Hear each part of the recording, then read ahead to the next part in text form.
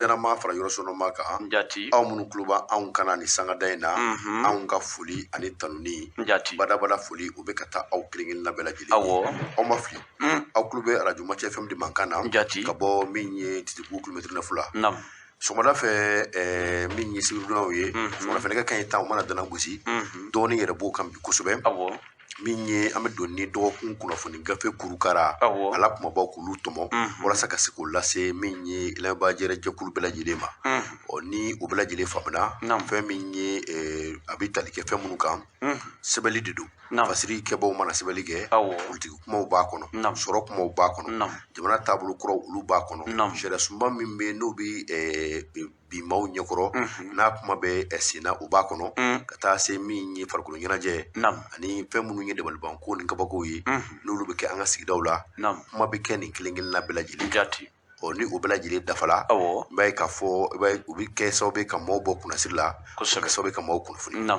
bi sɔgɔmada in na min ye kunnafoni sɛbɛnw ye k'u ta k'u kɔnɔ kuma kalan k'a lase aw ma min ye bamanankan na Mamadi Bakɔrɔba Konate MBK min ye Baro fa Awa Gafuri cɛ ani denmisɛnninw baba a ma ɲɛ wa Subankaw ka den kelen min bɛ yen n'a kɛlen bɛ k'a kɔ a da min ye kunnafoni di baara la o tɛ wa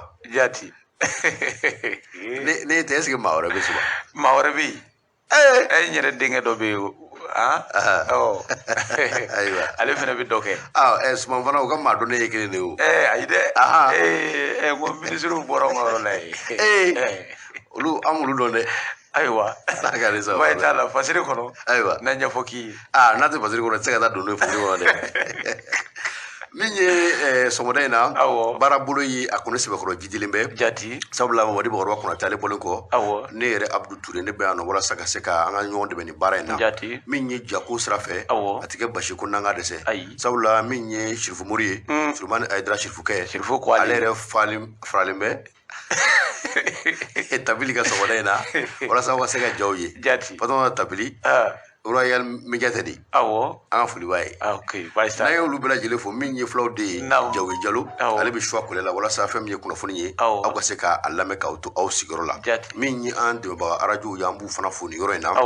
min ye arajo la Voix de Filadugu Kitana Lamini olu bɛ an lamɛn nin waati na Amadu Gajo directeur des programmes a n'a a baarakɛɲɔgɔn bɛɛ lajɛlen an b'u fo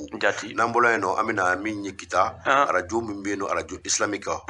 min ye Isufo Jaabi a n'a baarakɛɲɔgɔn Bamusa Kulubali ani Madu Kɔnɛ an b'u bɛɛ lajɛlen fo Kolokani tribunal ɲɛmaa bɛ yen nɔ an b'a fana fo nin yɔrɔ in na Mamadu Bili Ture n'an y'olu fo min ye wulikajɔ an b'a kɛ ka taa min ye Manankɔrɔ arajo min bɛ yen nɔ n'o o ye arajo badenya ye Manankɔrɔ a ɲɛmaa n'o ye directeur technique n'a fɔ directeur de programme ye o de ye Yakuba Mariko ye Yaku an ka foli b'i ni lamɛnbaa bɛɛ lajɛlen ye n'an bɔra yen nɔ sisan foli ani tanuni an b'o kɛ ka taa min ye page minnu bɛ yen nɔ n'u bɛ nin kumakan ninnu ani nin ja ninnu n'u b'a lase an b'u bɛɛ lajɛlen fo n'o banna an bɛ don gafe kɔnɔ ne ko cogo di Bakɔrɔba siga t'a la karamɔgɔ Abudu Ture min ye lamɛnbaw ni filɛbaw ye Mali kɔnɔ Mali kɔ kan an bɛ u bɛɛ lajɛlen fo dantɛ foli min na karamɔgɔ min ye kunnafoni sɛbɛkɔrɔ ka ca an bolo e bɛ se k'i bolo don bala kɔnɔ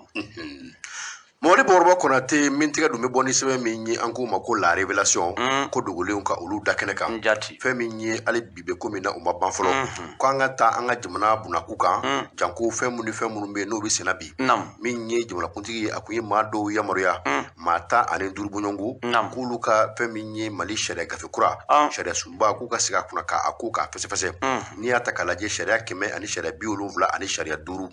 o sariya 100 ani sariya 75 la i b'a ye k'a fɔ fɛn o fɛn bɛ yen nɔ n'o ye fɛn ye n'o ye jamana yɛrɛ ka fanfɛlaw ye n'o ye bakurubaw ye o bɛɛ lajɛlen bɛ tɛnku a la sariya sunba bɛ yen nɔ i b'a ye k'a fɔ fɛn min ye sariya kisɛ minnu b'a kɔnɔ olu de dafalen filɛ nin ye nka mun kɔni ye maa dɔw ye n'o ye sariya dɔnbaa ye ni o ye min ye Maître Kasimu Tapo ale kɔni ka fɔla ko ni sariya kisɛ ninnu ko ni sɛbɛkɔrɔ ka ca kojugu ko sabula k'a bɛ se ka lajɛ ka dɔw bɛ yen nɔ ka olu gun ɲɔgɔn na sabula a caman bɛ yen nɔ minnu bɛ tali kɛ ɲɔgɔn na nka an bɛ don min na i n'a fɔ bi n'i ye sariya sunba in yɛrɛ kuma ta k'a lajɛ kuma minnu bɛ fɔ yirisun sunkorlaw la minnu fɔ barodaw la ani minnu bɛ fɔ min ye dutimiyɔrɔw la o de ye k'a fɔ yɔrɔ dɔw b'a la o kɔni kelen bɛ majɛ ye o majɛ i b'a ye k'a fɔ a bɛ tɛngu yɔrɔ caman na maa minnu bɛ yen nɔ n'olu ka baara bɛnnen bɛ an ka jamana kɔnɔ an bɛ don min na i n'a fɔ bi min ye kanko ye o bɛ se ka don ba la cogo min na olu yɛrɛw kɔni bɛ sariya in sɛbɛkɔrɔ tigɛli ma sabula sariyakisɛ 31 min b'a kɔnɔ o b'a jira k'a fɔ fɛn min kɔni ye kanko ye janko minnu bɛ yen nɔ ni jamana ɲɛmaaw ni u bɛ n'u kana bɔ walima baarakɛ kan yɛrɛ ye kan min ye dɛ k'o de ye tubabukan ye ko kan wɛrɛ na se ka fara a kan ko o bɛ se ka kɛ kan dunan ye nka min kɔni ye an ka jamana kanko ye an bɛ ka mun kɛlɛ kɛ bi n'o ye bamanankan marakakan surakakan walima filakan walima mali kan o kan walasa o fana bɛ se ka kɛ baarakɛ kan ye cogo min na o kɔni kɛlen bɛ majɛ ye nka maa fanba kɔni kɛlen bɛ ka mun fɔ i mana kɛ siya o siya ye mali kɔnɔ siga tɛ min na bi an bɛɛ lajɛlen bɛ ɲɔgɔn kan mɛn ka ɲɔgɔn lasɔrɔ ka caya kan min na kosɛbɛ n'a bɛ fɔ ni mali kan bɛɛ ye mali kɔnɔ yan o de ye bamanankan ye nka min ye bamanankan ye i b'a ye k'a fɔ maa caman bɛ yen nɔ olu kɔni kɛlen bɛ k'a ye k'a fɔ jamana ɲɛmaaw janko kɛlɛ ni taafan ko min bɛ senna bi u kɔni maa ko ta ba la sabula hali maa min yɛrɛ ye jɛrɛjɛkulu ɲɛmaaba ye n'o ye porofɛsɛri samake a ye kuma ninnu fɔ nka kuma in ma taa maa caman ji min sira fɛ kuma ninnu fɔla kuma ninnu kɛla majɛba ye minnu bɛ yen nɔ n'u bɛ baara kɔnɔna na n'u bɛ ka ɲɛfɔli k'a kan i b'a ye k'a fɔ hali olu yɛrɛ ka ɲɛfɔliw la i b'a ye k'a fɔ nkɔriba de bɛ baara in na o kɔrɔ de ye fɛn min ye kanko in ye n'a ma ɲɛ k'a fɔ nin ye avant projet de ye a kɔni dila jamanakuntigi ma min ye u ka ɲɛmaa fɛ ni o ye jɛrɛjɛkulu min bɛ n'o tala nin baara kama a ɲɛmaa fɛ nka walasa ka se ka ko in ɲɛdɔn k'a fɛsɛfɛsɛya k'a farafansiya fo k'a sɔrɔ min kɔni ye wulikajɔ ye bi jamana ɲɛmaaw k'o kɛ n'o y'a sɔrɔ fɛn minnu bɛ se ka falen k'o falen a kɔnɔ n'o tɛ min ye avant projet in ye ka taa référendum kɛlen de ta ni ala ma jan kɛ min kɔni ye nin kanko ye o bɛ sɔn ka a nɔ caya dɛ sabula référendum o ye furubakarata de ye jamanadenw hakilila de bɛ ɲini o ma fɔ walima ayi o ti maa sugandi o ale bi hakilila minnu dayiralen don u b'a fɔ an sɔnna a ma walima a ma sɔn a ma n'o y'i bɔ a la fɛn min ye jamana tunkarankew ye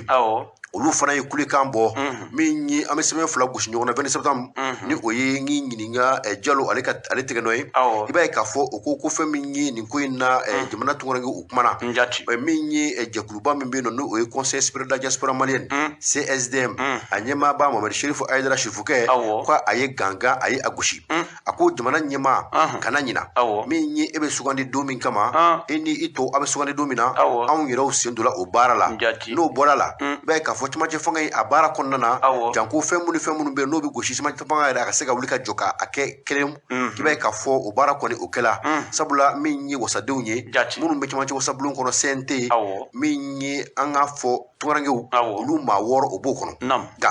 min kɔni ye baaraba minnu kɛla n'o kɛla ANRC fɛ Assise nationale de la refondation i b'a ye k'a fɔ fɛn minnu tala k'a fɔ ko ka kɛ min ye sababa ye i b'a ye k'a fɔ majɛ yela o la sabula a bɛn kun kɛla kan ko tunkarankew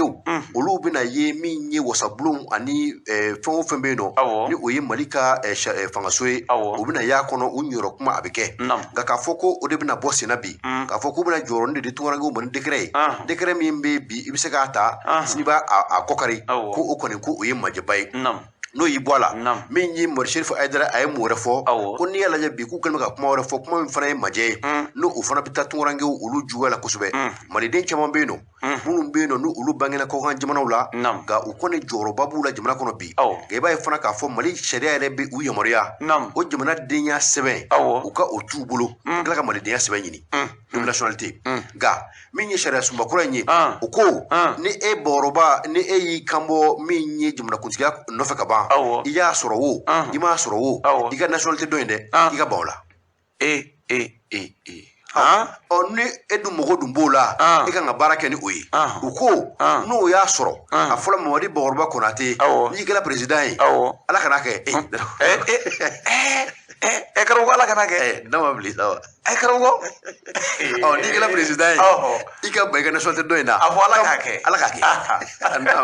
n'o kɛra kɔni anw dɔw bɛ jamana bila don ni ma taa i ka tigɛ la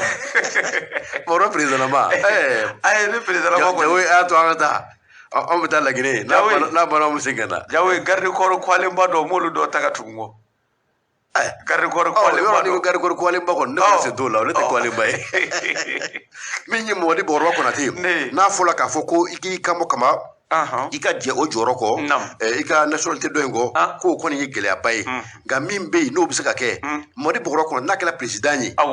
n'a kɛra président ye waati min na nationalité dɔ in a ka jɛ o kɔ mɔgɔ bɛ se ko sɔn bɛ se ka k'o ma nka n'o tɛ a ma président ya sɔrɔ a tɛna ka nationalité dɔ in ye o fana damana gɛlɛya ye fɛn minnu bɛ yen nɔ ni tunkarankew ni u jɔyɔrɔ ma lajɛ ni ji ma jɔlen k'a ko bɛ nin ka kɛ ni gɛlɛya ye dɛ nin kun ye sɛbɛn bɛ yen nɔ n'an y'a sama ka bɔ min ye la révélation kɔnɔ Dansogo ale ni min ye Jalo ye 22 septembre ka bɔ nin sɛbɛn fila kɔnɔna na an b'o fɔ k'u waleɲuman dɔn karamɔgɔ Abudu Ture ka i yɛrɛ fɔ k'i waleɲuman dɔn ne bɛ n dɛgɛ don ka bɔ ni sɛbɛn min ni u b'a wele ko la pioche halisa i ye min fɔ min ye jamana sariya sunba ayiwa min ye o kura min ni o kumaw bɛ senna nin waati laban in na ni o ye avant projet de constitution ye a bɛ ye k'a fɔ min ye kunnafonidilaw fɛnɛ ye olu ma to kɔ bawo a bɛ ye k'a fɔ alamisa tɛmɛnin ni o bɛnna octobre kalo tile 20 san 2022 min ye maison de la presse kɔnɔ ka kɛ ni min ye maison de la presse yɛrɛ ɲɛma ka laɲini ye ni o ye Banjugu ye Banjugu Dante a ye wele kɔni bila min ye kunnafonidila bɛɛ lajɛlen ma ayiwa u ka se ka na min ye u bɛ se ka hakili jagabɔ kɛ cogo min na ka kɛɲɛ ni min ye nouvelle constitution ko in kibaruya ye kɛrɛnkɛrɛnyana ka ɲɛsin kunnafonidilaw ma o siratigɛ la sa min kɔni ye maaba caman ye kunnafoni ko ale nasira fɛ olu tun bɛ kɛnɛ kan i n'a fɔ min ye Sidiki Fa Konate ka taa bila min ye Sadu Yatarala n'a ɲɔgɔnna caman olu bɛɛ lajɛlen kɔni bɛ kɛnɛ kɔni nka sigi kun tɛ dɔwɛrɛ ye dɛ min ye jamana sariya sunkura min n'a bɛ senna yalima kunnafonidilaw olu ka hakɛ bɛna kɛ jumɛn ye a kɔnɔ min ye kunnafonidilaw ayiwa olu ka sɔrɔta bɛna kɛ jumɛn ye min ye sariya sunkura in kɔnɔ o siratigɛ de la sa Banjugu Dante ale ni kunnafonidilaw u sigira ka masala o kɔni y'a da jira ɲɔgɔn na sa ko laɲini min bɛ u bolo ayiwa o laɲini bɛ tali kɛ sa u ka fɛɛrɛ ni dabali kɛ min ye ka se ka cakɛda kɛrɛnkɛrɛnlen dɔ labɛn min bɛ se ka a janto kunnafonidilaw la ani kunnafonidilaw ka hakɛw ka se ka olu tɔgɔtɔ cogo min na an ka jamana kɔnɔ o tɛmɛnen kɔ ka bɔ yen yalima min ye kunnafonidilaw ka kunnafonidi baara kɔnɔ ayiwa u bɛ se k'u ka kunnafonidi baara kɛ k'a sɔrɔ min ye damakariw la cogo min na o tɛmɛnen kɔ ka bɔ yen min ye Mali kunnafonidila bɛɛ lajɛlen bɛ se ka damakɛɲɛ sɔrɔ cogo min na jamana ale yɛrɛ ka cakɛ yɔrɔw la k'a bɛ ye k'a fɔ sa min kɔni ye ni sigi dɔw bɛ senna a bɛ ye k'a fɔ min ye jamana ale yɛrɛ ka kunnafonidilaw ayiwa a ka ca na olu bɛ yamaruya ka don nka min ye kɛyɛrɛ ye tigilamɔgɔw ye gɛlɛya bɛ ye olu ka baara la ko min ye fɛɛrɛ de kan ka sigi sa yaasa min ye o baaraw bɛ se ka bali cogo min na an ka jamana kɔnɔ o siratigɛ la sa o kɔni wuli kɛra min ka o tɛ dɔwɛrɛ ye dɛ min ye u ye maa damadɔ sugandi o maa damadɔ olu bɛna wuli ka jɔ kɛ yaasa maa minnu kɔni yamaruyara yaasa min ye jamana sariya sunba kura in ka se k'ale sɛbɛn ni o ye commission de rédaction ye olu ni u kan ka ɲɔgɔn ye yaasa min ye Mali kunnafonidilaw olu bɛnna min kan ka se ka o di u ma cogo min na hakaja sini ma sinikɛnɛ ma kunnafonidilaw yɔrɔ ka hakɛw bɛ se ka ta bala cogo min na o tɛmɛnen kɔ ka bɔ yen min ye kunnafonidilaw ni hakɛ dɔ de ka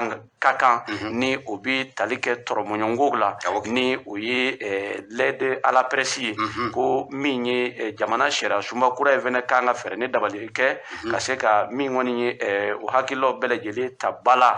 min ye Banjugu Dante ye a ye kunnafonidilaw bɛɛ lajɛlen fo k'u waleɲuman dɔn a y'a yira k'a fɔ ko ni Ala kɔni ma baasi kɔni kɛ min ye jamana sariya sunba kura in ko ni Ala ma baasi kɔni kɛ min ye kunnafonidilaw kɔni ye u ka hakɛw u b'a sɔrɔ a sɔrɔ cogo la ne Wasiri kɔni sɛbɛnna BW fɛ a samana ka bɔ la pioche kɔnɔ Mɔgɔdi Bɔgɔrɔba Konate MBK hali bibi ko min na an y'a fɔ o ma ban ni taama ma ban pewu min ye tɛgɛ filifala ye o fana tɛ ban min tɛgɛ dun bɛ bɔ ni sɛbɛn ye sɛbɛn bɛ n'an ko a ma hali bi la révélation k'an ka taa ba polisilakaw hali ni protection civile ma olu ka gun kan kiba ka fo min koni nyewuli ka joye ambe do mina ina fo bi o kelendo wala sa fe min yi central syndicalu luka min yi la selu yi asbe koro chalimbe ga min koni yi sharia yi sharia mi kumbino na bulodala ka keni min yi anga ministru kala la nyoye timenu ma octobre kalo damne yire la kiba ka fo o koni atala bala kusube min yi député uye no yi kimanche wasablu mauye ma keme ani mata ani kilimbunyongu olu bela jele sona ama no o kala femina ka ban o kolable o bay ka fo min koni ni protection civil mauye ani ni police lakaw ni woni ni olu farale ni nyiringa min yi lakana jekulu bayre ka ni oye armée ama fo ma communautarisation am se ka fo barakon o latigla ka ban ibay ka fo ni kuin koni kala min ni police lakaw u yero ka fola ko olu dabal de bana sabula ni na nyona akilla ba ni obita ka kun kaka min yi olu munu ni police lakaw u kala fasa jekulu ye u ka fara nyonga min yi akilla keleni u ka se ka soro uka nyonyo ke ko mi saka ke chugo mina ka soma ke ni minyi adamna gele ko odu kunga ke ko suno ni alaje ki bay ka fo min ko ni police la kaw ye ko lubi minyi lakana bara wala jamana fanta anani bila jeli la kaba ko ni alaje minu ni operation ni operation maliko operation munu ni munu be no no obi sena bi minyi jamana rel kala kana jamana kuna kun ki bay ka fo police la kaw obe ni kilingin la bila jeli la ga ka fo minyi uka do minyi militaire no yesu aslaka uka kluba yɛrɛ kɔnɔna ko olu ka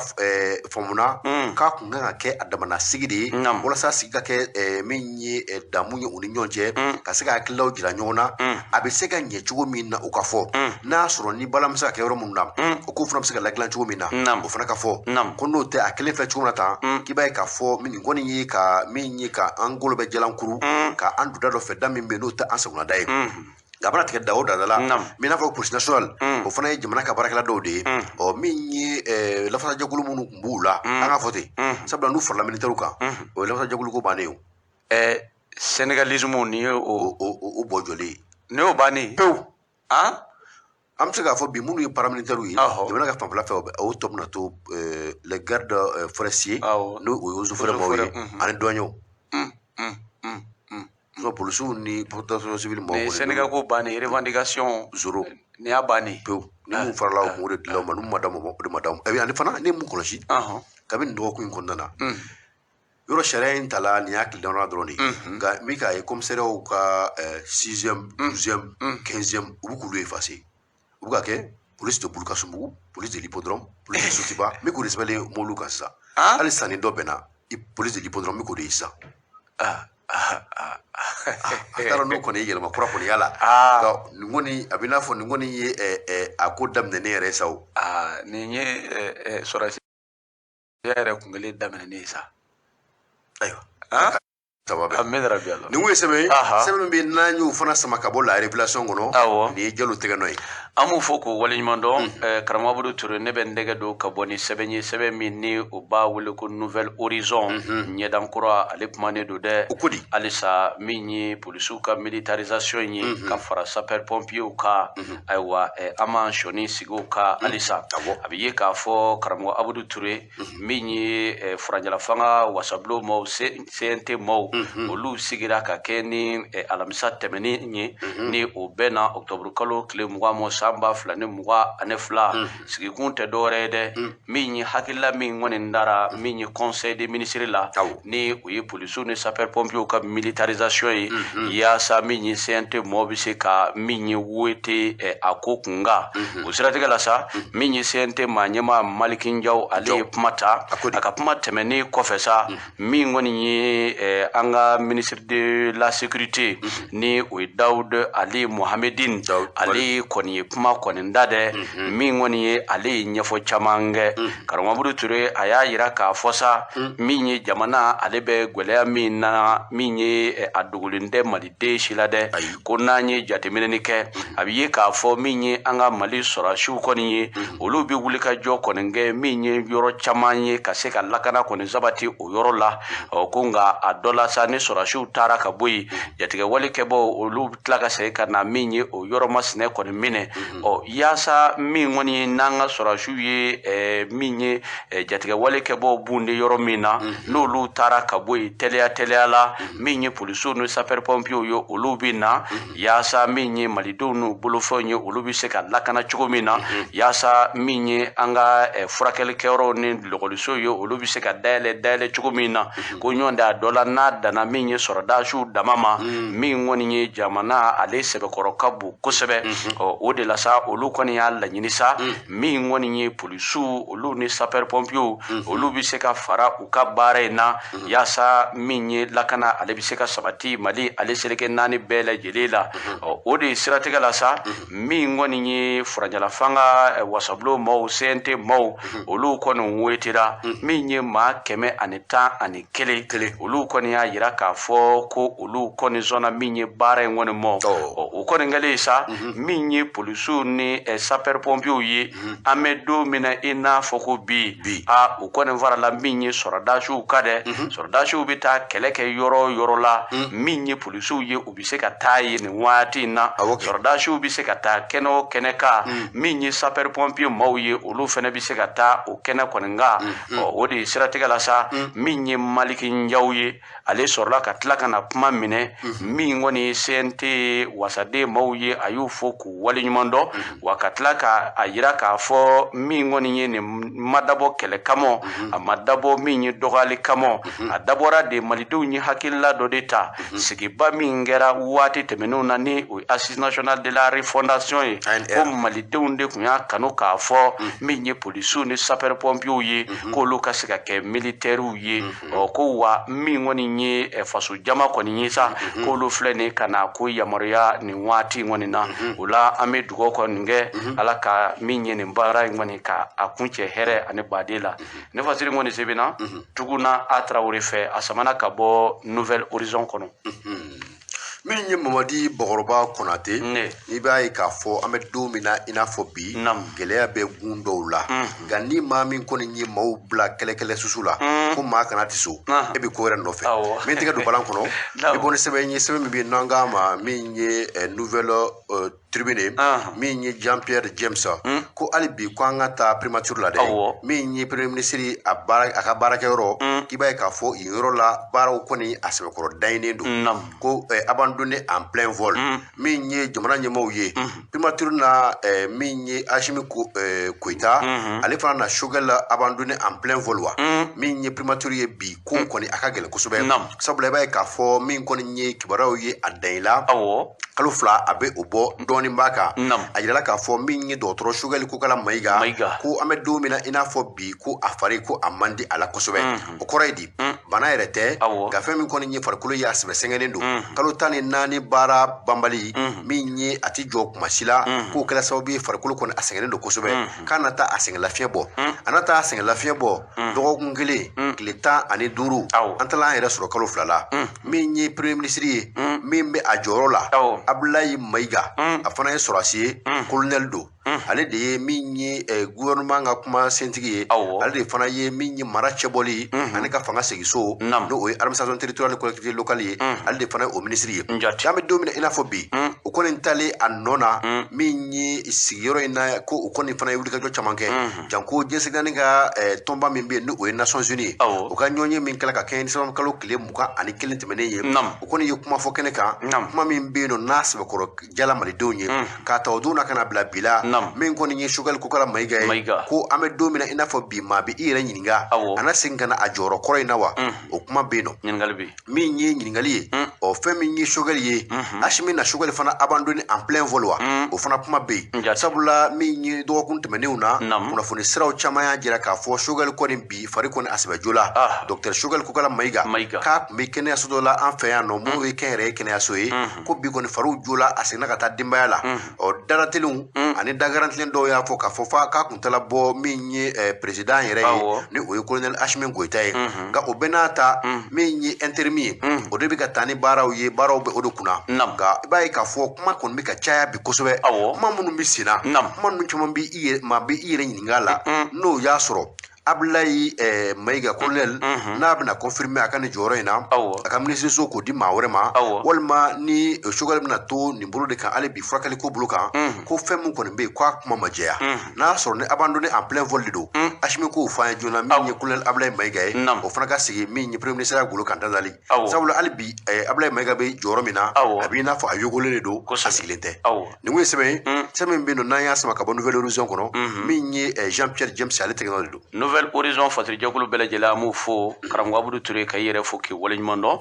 n bɛ n tɛgɛ don ka bɔ ni sɛbɛn ye sɛbɛn min ni u b'a wele ko le national halisa an ka to min ye dɔgɔtɔrɔ Choguel Kokala Maiga ale ka lahala kɔni na sa min ye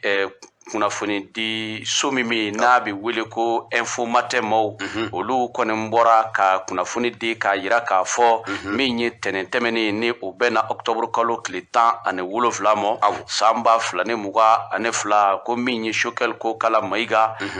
ko min kɔni ye a sɛbɛkɔrɔ kɛnɛyara nin waati na dɛ k'o de siratigɛ la sa ko Choguel yɛrɛ de ye mobili boli ka bɔ a ka so ko ka taa min ye ko fɔ Kuluba o siratigɛ la sa min kɔni ye k'a ni colonel Asimi Goita u ye ɲɔgɔn ye wa min ye kunnafoni ye sa ko a sɛmɛndiyara min ye an ka kunnafoni dilaba dɔ fɛnɛ fɛ ni u b'o wele ko Kasimu Tarawele hakilila jiginna i n'a fɔ i yɛrɛ bɔra k'a fɔ cogo min na min kɔni ye Choguel Kokala Maiga kalo 2 bɔ ɲɔgɔnko a bɛ se o mɔ a kun yira la k'a fɔ k'a kɔni dara min ye sɛgɛnnafiɲɛ bɔla nka kɔfɛ min ye a yira la k'a fɔ min ye Choguel k'a bɛ labitaa ni zo dɔ la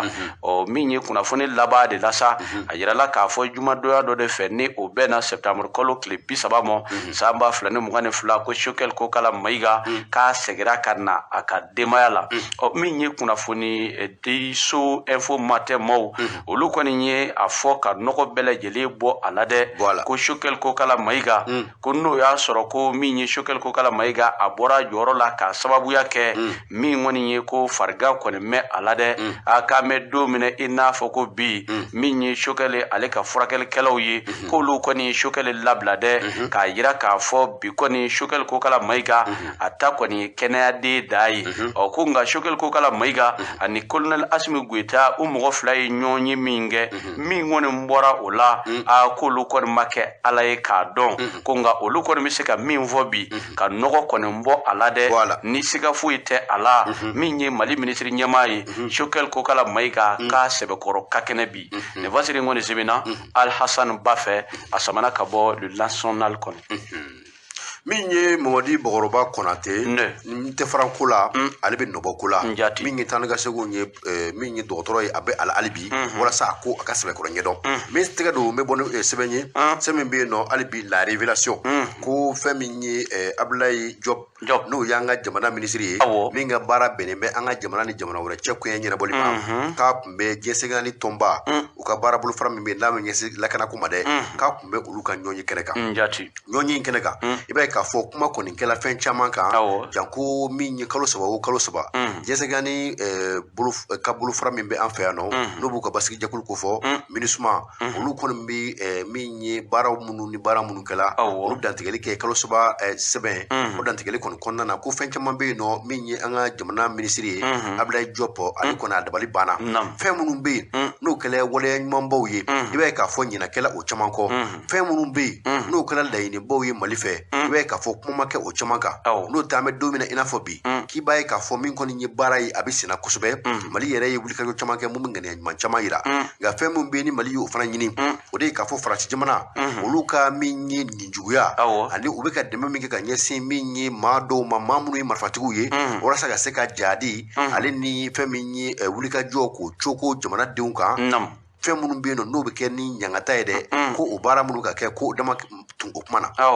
maaw dabali de banna min ye Mali y'a ɲini n'aw ko k'a fɔ Faransi jamana bɛ ka kuma caman fɔ tigɛlimali kumaw la ka ɲɛsin anw ma anw n'o ye kuma minnu fɔ olu ye kuma jɛlenw ye n'a ma ɲɛ min kɔ anw bɛ yan anw ma taa yɔrɔ la olu yɛrɛw bɛ yan nɔ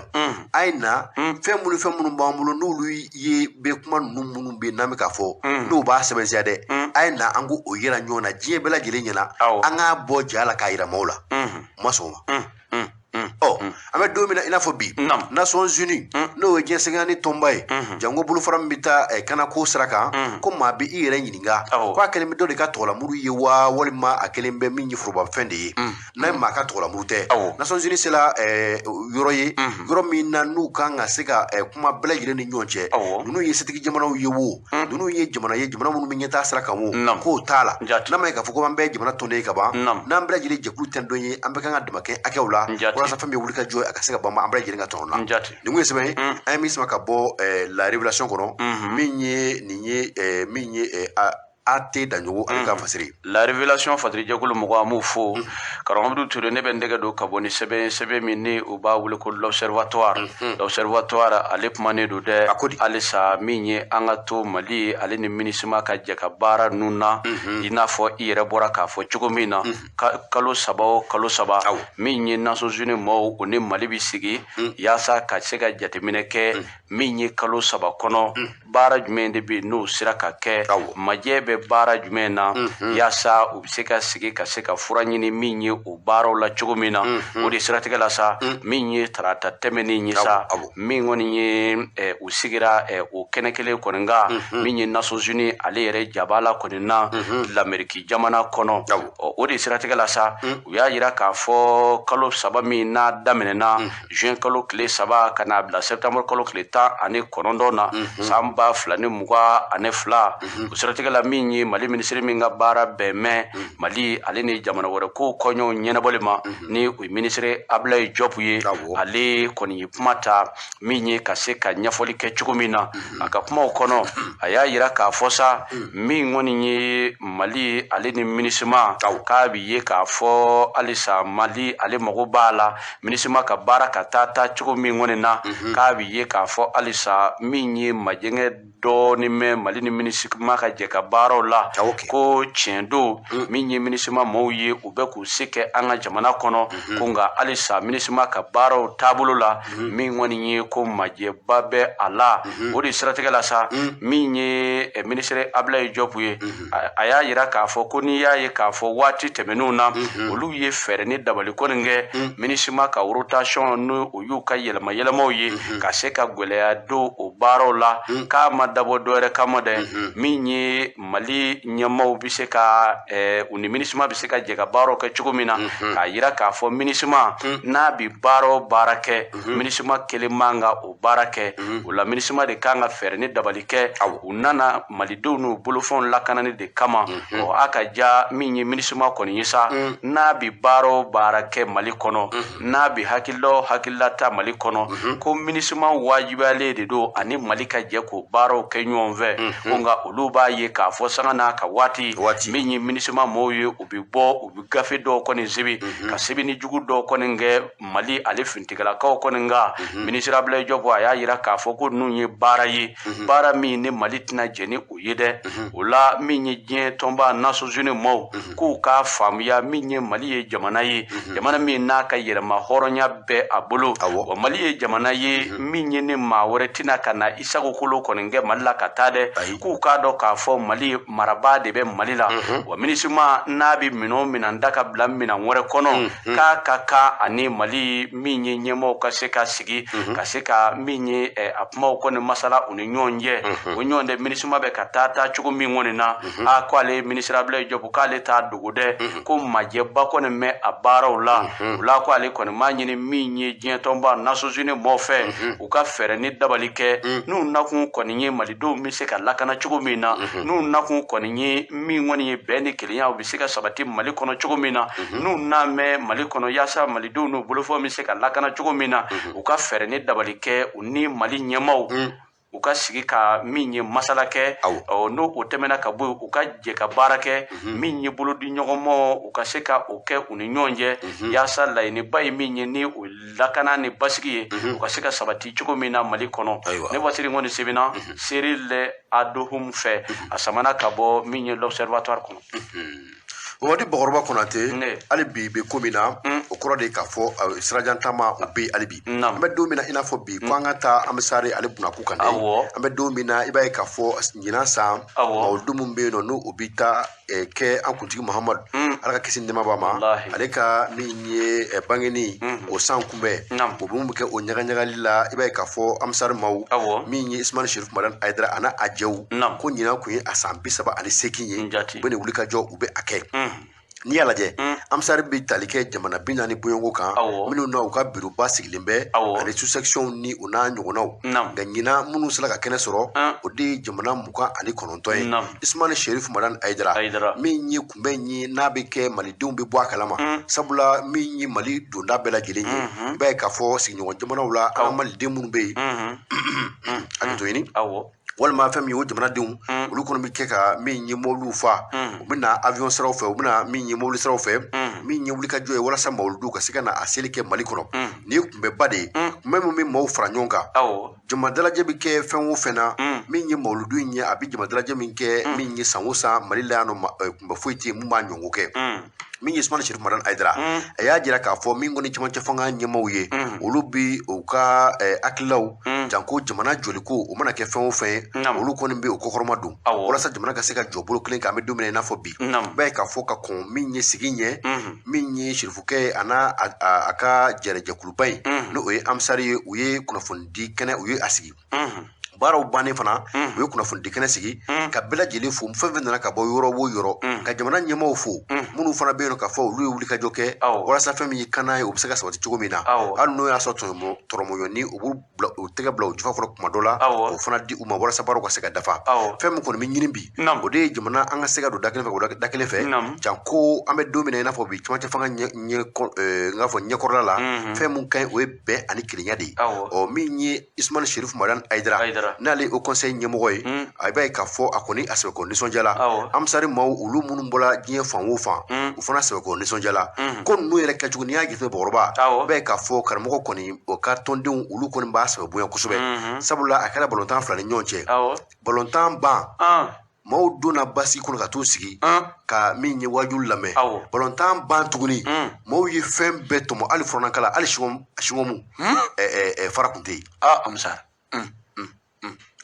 fɛn min kɔni ye ɲinanta ye nin y'a kun cɛcogo ye ni ala sɔnna ma u ye kanbɛ da ɲɔgɔn ka bɛn san wɛrɛ ma ni ala sɔnna ma n'o ye san 2023 ta ye ala k'o yira an na simaya ɲɛna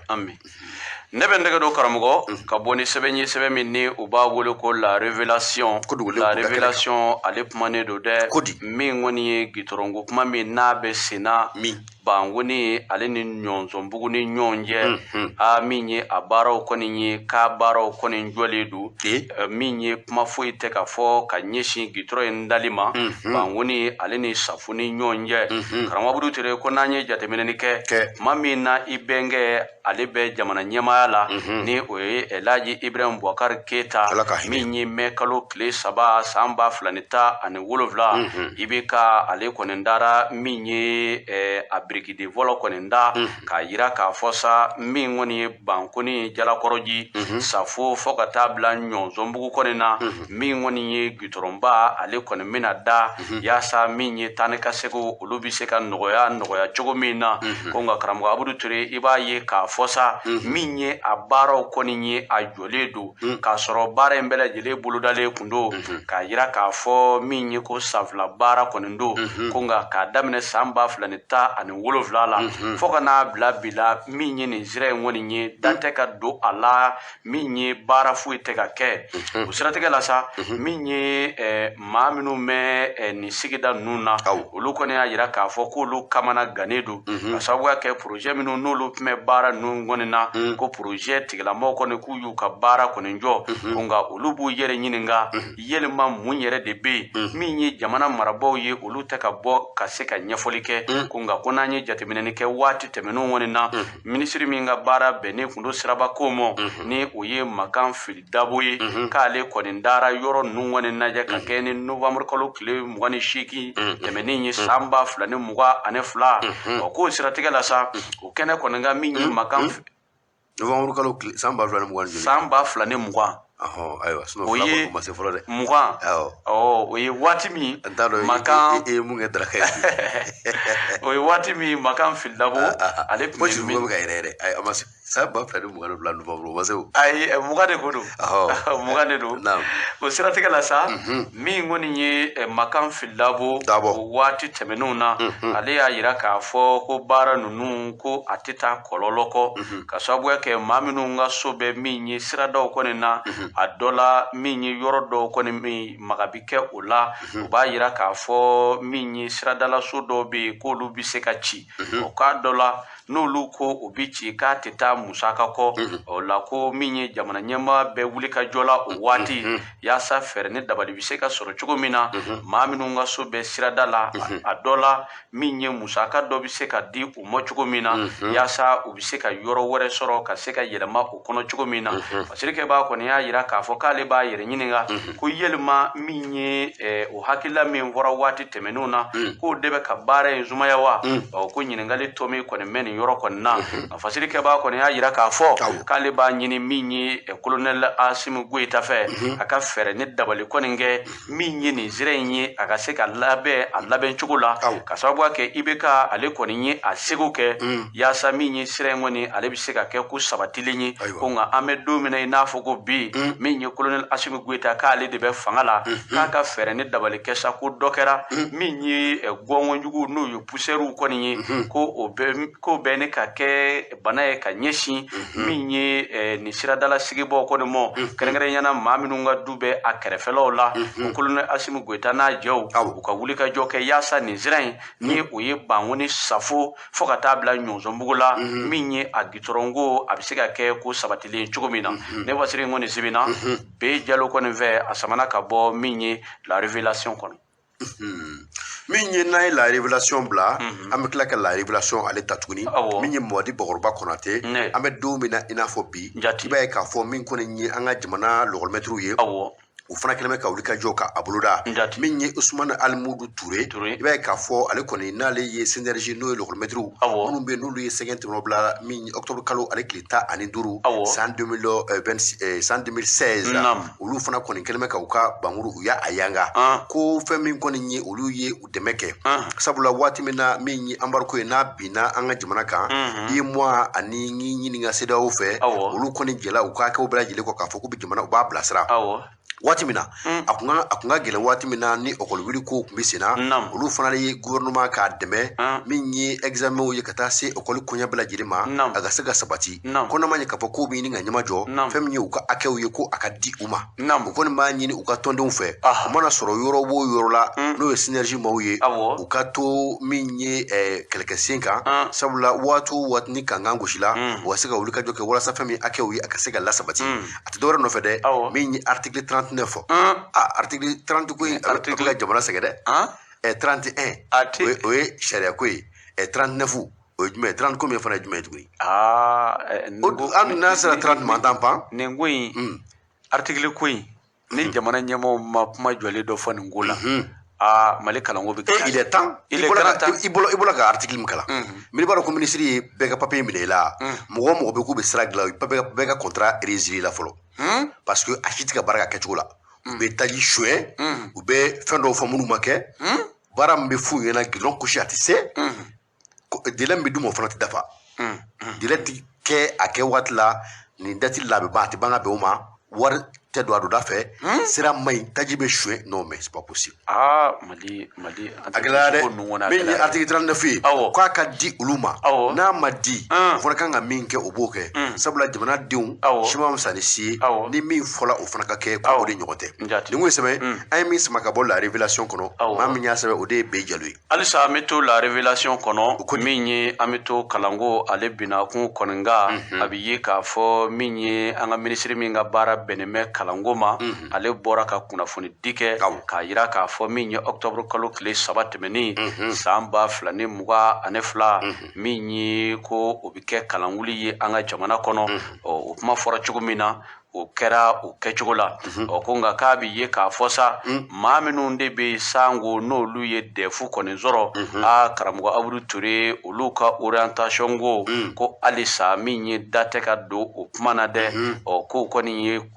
taabolo ye taabolo min n'a bɛ denmansaw bɛɛ lajɛlen kamana gan ko yɛlɛma a bɛ se ka faamuya cogo di kabini salango min ye maa minnu bɛ yen ni u ye dɛfu kɛ ni min ye u gɛrɛjɛgɛ kɔni donna dɛfu la ka se ka tɛmɛ ko ɲina min ye kalanta kɔni kɛra halisa min ye dɛfukɛlaw ka orientation ye ko da tɛ ka don a kuma na o la k'olu bɛ minisiri kɔni ɲininka sa ko ka kɔrɔ min ye an ka jamana kɔnɔ ne dɛfu kɔni kɛra min ye orientation ye a bɛ to ka mɛn dɔɔni ko nka min ye ɲinanda in kɔni ye ale sɛbɛkɔrɔ samana kojugu o la k'u bɛ a ɲini min ye minisiri min ka baara bɛnɛmɛ min ye kalanko kɔni mɔ ko a ka bɔ ka se ka ɲɛfɔli kɛ malidenw ye yɛlɛma gɛlɛya jumɛn de bɛ nin waati in na ka se ka ɲɛfɔli kɛ malidenw ye yaasa min ye maa minnu bɛ yen ni u ye dɛfu sɔrɔ minnu kan ka taa lisew la a ka ja minnu kan ka taa min ye école professionnelle la yaasa min ye denmisɛnw bɛɛ lajɛlen bɛ se ka u taa sɔrɔ dɔn cogo min na ne wasira in kɔni sibina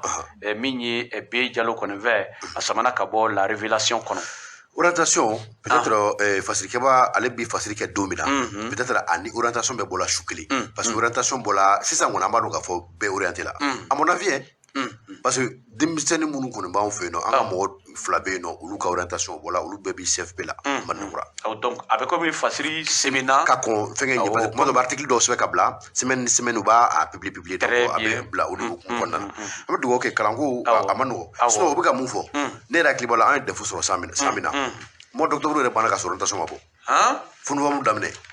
a bɛ janya dɔɔni kuma dɔ la a bɛ janya yɛrɛ de tuma dɔ la novembre bɛɛ bɛ kɛ octobre bɛɛ kɛ ka sɔrɔ a ma bɔ ayiwa ala ka kɔɲɔ nɔgɔya min ye Mamadi Bakɔrɔba Konate min tɛgɛ dun bɛ bɔ ni sɛbɛn ko ma ko l'inspecteur min ye dankɔrɔba ye min o ye Dramane Dekɔrɔ Dunbiya ni a dalen bɛ min ye Dakɔrɔbugu la e ko ani polisilakaw olu ma ɲɔgɔn ye wa janko fɛn min bɛ tali kɛ 16e arrondissement Sotiba commissaire Ɲanbele ko ani olu u karila ɲɔgɔn na n'i y'a jateminɛ i b'a ye k'a fɔ Dekɔrɔ ale ye maa ye maa min bɛ yen nɔ n'a bɛ dɔnni min ye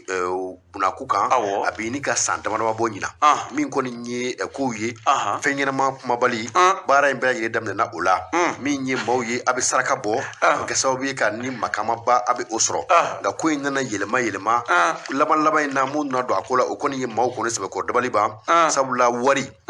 i bɛ na n'a ye i b'a di sagi dɔ bɛ dilan ka d'i ma wari bɛ bɔ o kɔnɔ o ko nana don a la waati min na k'i b'a ye k'a fɔ maa caman kɔni olu nana min ye u ka damakasi sɛbɛnw o kɛlen bɛ k'a bila Bamakɔ min ye polisisow a caman b'a la ani min ye gendarmerie caman b'a o la i b'a ye k'a fɔ o baaraw o kɛla waati min na min ye commissaire Ɲanbele ale ye zole da min ye wulikajɔ ye u y'a kɛ min ye dankɔrɔba ye u n'a kɛrila ɲɔgɔn na su araba kojo yɔrɔ min bɛ yen nɔ n'u b'a wele k'a fɔ centre Salif Keita n'a bɛ Misabugu dɛ u n'a kɛrila o ɲɔgɔn na o yɔrɔ de la n'i kun ye Dekɔrɔ yɛrɛ ɲininka ale b'a fɔ de ko ani maa dɔ de ye accident kɛ n'o ye taxitigi ye u tor'o de la ale taara yɛrɛ sɔrɔ polisiso la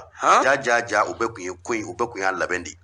dɔw bɛ taxi kɔnɔ dɔw bɛ moto sanfɛ dɔw bɛ yen olu mɔbili wɛrɛ kɔnɔ u n'a tila kari ɲɔgɔn na minnu ye accident kɛla an ka taa min ye cɛ kɔlendenw ye olu bɔra ka taxitigi sɛbɛkɔrɔ ci mɔgɔ si ma ko ban u t'u la polisiw yɛrɛ nan'u jɔ awɔ an ka taa accident kuma na dossier caman fana b'i kɔ yan nɔ ni ko ale ka nin wari b'i la ni ko k'ale ka nin wari b'i la sabula fɛn minnu bɛ yen nɔ Bakɔrɔba sariya ko a ko ka ca karamɔgɔ dɔnnibaa minɛni ne fɛɛrɛ tɛ a tɛ se ka minɛ dɛ dɔnnibaa minɛni u ye nin fɛɛrɛ min kɛ na nin tɛ a minɛ man di dɛ an bɛ don min na i n'a fɔ bi min kɔni ye sɛgɛsɛgɛliw ye olu y'a jira k'a fɔ tile damadɔ min da kun kan k'o kɛ Bamakɔ min ye Sotiba 16e arrondissement kɔnɔna na ko o dafala ko bi n'a ka biya sisan b'a sɔrɔ a bɛ Bamakɔ kura min ye Lisiba kɔnɔna na ni o ye MCA ye Karamɔgɔ Ture ne bɛ n tɛgɛ don ka bɔ ni sɛbɛn ye sɛbɛn min ni u b'a wele ko Zire fasiri jɛkulu mɔgɔw kumanen don u y'a jira k'a fɔ min ye Mali secrétaire général kɔrɔ présidence de la République du Mali la tuma min na bandaw ale bɛ fanga la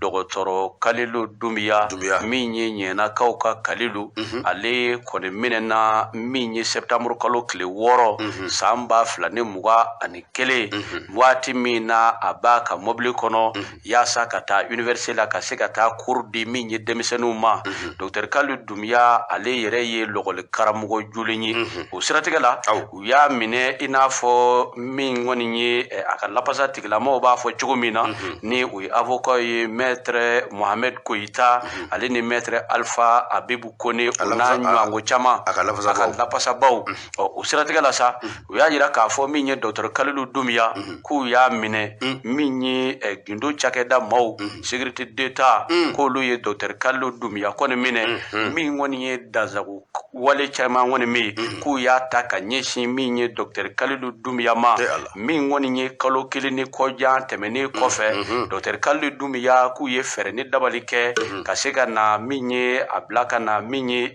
kan 1 kɔni na o tuma min na k'a nana kan 1 kɔni na sa k'u nana ni gafe dɔ de ye k'a ɲini Dr Kalilu Dumbuya fɛ ka se ka a tɛgɛnɔ bila o la cogo min na a ko Kalilu Dumbuya kɔni y'a yira k'a fɔ min ye ale ka lapasalikɛlaw kɔni de ni o ye avocat ye ko nka o bɛɛ la u ma sɔn o ma min ye Dr Kalilu Dumbuya ye k'u y'a wajibiya ka se ka min ye a tɛgɛnɔ bila gafe la o siratigɛ la sa min ye jalakili min n'o taara ka ɲɛsin Dr Kalilu Dumbuya n'a jɛw ma k'o tɛ dɔwɛrɛ dɛ k'u bɛ ka min ye fangajaso de labɛn ni o ye coup d'état ye o siratigɛ la sa min kɔni ye commune 6 ye ale tribunal maaw olu kɔni ye min ye Kalilu Dumbuya n'a jɛw ka dossier kɔni da dossier kɔni dalen sa min ye commune 6 juge dɔw ye k'olu kɔni y'a yira k'a fɔ sa min ye Dr Kalilu Dumbuya ye kuma min bɛ ka fɔ ni o ye fangajaso ye ko a ni t'a la bi wa k'a a ni t'a la sini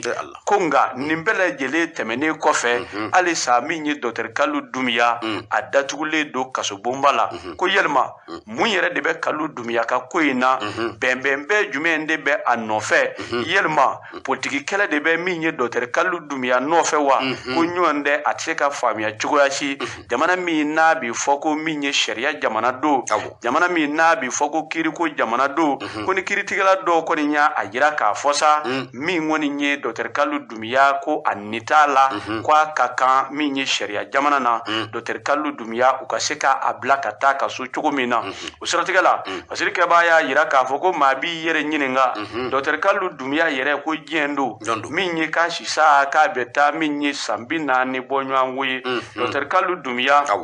min ye ko lɔgɔli karamɔgɔ jolen kɔni don min ye sariya tigilamaw olu bɛ kalan yɔrɔ min na o tɛmɛnen kɔ ka bɔ yen a ka spécialité ye contentieux administratif de ye dɛ wa ko ale yɛrɛ de kɛra maa fɔlɔ ye min kɛra docteur ye o la an ka jamana kɔnɔ o tɛmɛnen kɔ ka bɔ yen sa Dr Kalilu Dumbuya Ibrahim Boubacar Keita o ye danaya ta ka d'a kan yaasa ka taa n'a ye présidence kɔnɔ ka se k'a kɛ min ye secrétaire général à la présidence adjoint ye ka sababuya kɛ min ye administration taacogo a n'a segincogo min ye jamana marali o hakili ɲuman ko o bɛ ɲɛnakaw ka belebeleba la Dr Kalilu Dumbuya ko bɛɛ lajɛlen tɛmɛnen kɔ ka bɔ yen min kɔni ye masɛri mɔgɔw ka kalanyɔrɔ dɔ bɛ yen n'a bɛ wele ko CEGLA ni o ye min ye Mali ale ni Allemagne ka bolodi ɲɔgɔnmɔ ye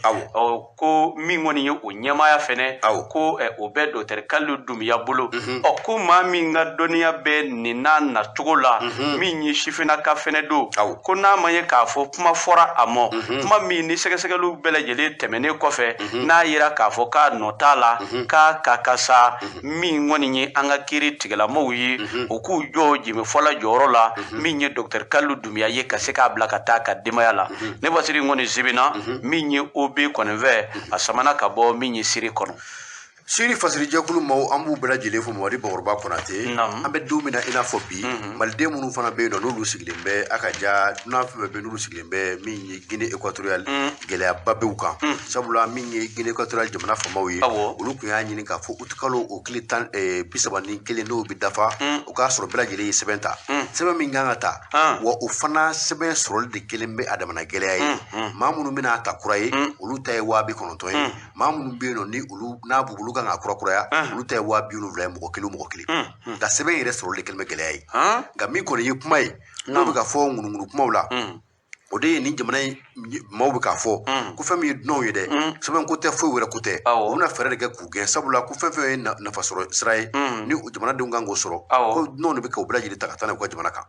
donc vraiment an bɛ don min na i n'a fɔ bi an bɛ kulekan bɔ an ka jamana faamaw ma min ye maliyɛn minnu sigilen bɛ Guinée équatoriale ni gɛlɛya tɛ fila ye gɛlɛya kɔni kelen u b'o la bi sabula min kɔni ye siyɔrɔ ni dimi dɔw bɛ sokɔnɔnaw la hali dumuni sɔrɔli ka kɛ u bɛɛ lajɛlen adamana gɛlɛya ye donc a ka lajɛ n'a sɔrɔ an bɛ se k'u magɛn cogo min na teliya la walasa fɛn min ye gɛlɛya ɲa gɛlɛya bɛ se ka duga mɔgɔ caman bɛ yen nɔ an n'u kumana nka fɛn min kɔni ye n'an ni u sera ka ɲɔgɔn sɔrɔ jamukan kɔnɔna na o don nka n'an ma se ka ɲɔgɔn sɔrɔ sisan waati fana o sɛbɛ koronna an bolo sabula fɛn min ye tɛnɛ kone ye min ye maa tununnen ye n'a ka d'an ye an b'a fɔ ko maa bolilen a fana bɛ kɛnɛ kan bi siga t'a la ne bɛ nɛgɛ don ka bɔ ni tɛgɛ to yan allo Konate allo ayiwa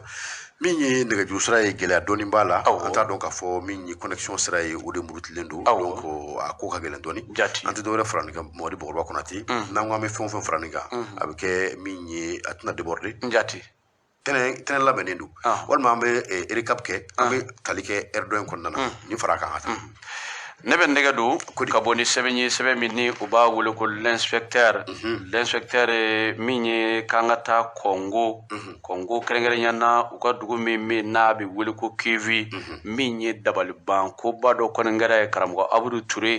a bɛ ye k'a fɔ sa min ye cɛ dɔ kɔni bɛ yen ale n'a muso bɛ ɲɔgɔn kan a bɛ se waati jan min ye den fila fɛnɛ o bɛ u ni ɲɔgɔn cɛ o siratigɛ la sa gwɛlɛya kɔni nana se yɔrɔ dɔ kɔni mɔ sa min kɔni ye cɛ kɔni ye ale ye ala kɔni minɛ sa k'i ta kɛ taa ye min ye ka denbaya bɛɛ lajɛlen to a kɔ muso kelen ani den fila k'olu to a kɔ o siratigɛ la sa min kɔni ye furucɛ in ye ale ye san kelen kɛ a mana min ye san fila ye a y'o kɛ a mana o siratigɛ la sa min ye muso in kɔni ye sa ale ni cɛ dɔ fɛnɛ nana ja muso kɔni y'a ɲini min ye a somɔgɔw kɔni fɛ ko ka fɛɛrɛ ni dabali kɛ min kɔni ye ale cɛ kɔni ale cɛ taara wa ale tɛ min ye a cɛ taa yɔrɔ dɔn ka sababuya kɛ san fila cɛ taara k'ale to ani den fila a ma ale wele min ye a ma foyi sama ale kɔni mɔ wa cɛ in yɛrɛ a balolen don wa a salen don wa ale kɔni ma kɛ ala ye k'o dɔn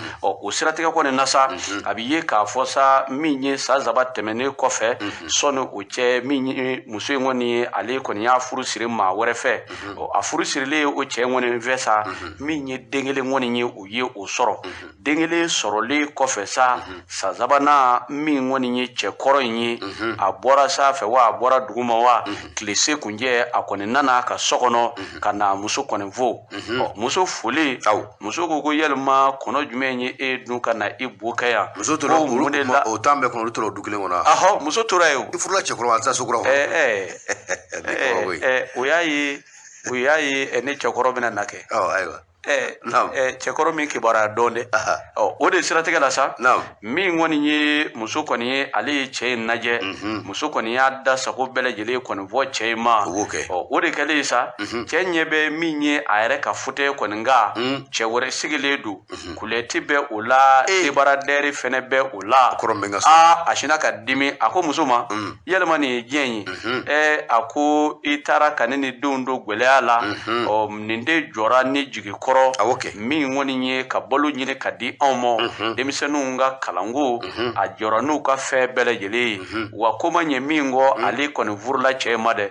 o kɔni kɛlen cɛkɔrɔ in kɔni y'a jira k'a fɔ maa kɔni kɛra ale denw fɛ ka tila k'a kɛ min ye ale muso kɔni fɛ ale ni o tigi kɔni tɛna kɛ ale jugu ye o de kɛlen sa o fila bɛɛ kɔni tora sigi la sigi in nana se dɔ mɔ sa min kɔni ye muso in ye n'a ye su kelen kɔni nzi a bɛ a bɛ taa su kelen zi a bɛ a labanw na ko nana kɛ cogo min na cɛ fɔlɔ in ale tɛ ka dimi wa min ye filanan in fɛnɛ ye ale tɛ ka dimi wa cɛ in fila u bɛ taa kungo kɔnɔ min ye ka taa u ka forocɛw kɛ ɲɔgɔn fɛ farati cɛ ninnu ka di cɛ ninnu ka taa kungo kɔnɔ ɲɔgɔn fɛ dɛ o ka di e yɛrɛ ma kuma jugu fɔ ka tɛmɛ o kan n ko cɛ ninnu ka di de foyi tɛ k'a la kungo la taa k'o bɔ a la u bɛ taa kungo la ka taa sɛnɛ kɛ muso yɛrɛ bɛ tobili kɛ ka taa d'u ma barabala barabala nga o ko kɔni bɛ cogo min na sisan sa muso kelen cɛ fila o de bɛ kɔngo nin waati in kɔni na dɛ a kɔni kɛra sababu ye min ye maa caman ye k'u sɛbɛkɔrɔ tɔɔrɔ nka cɛ fila in kɔni y'a jira k'a fɔ muso in kɔni bɛ cogo min na ko baasi foyi t'a la ko hali ni maa wɛrɛ nana ka fara olu kan Mamadi Bokoroba Konate an bɛ min ye SOJER maaw an b'u bɛɛ lajɛlen fo bi sɛbɛn n'o bɛ kunnafoni di sɛbɛn kɔnɔ ko ye an b'a dakuru yan yɔrɔ la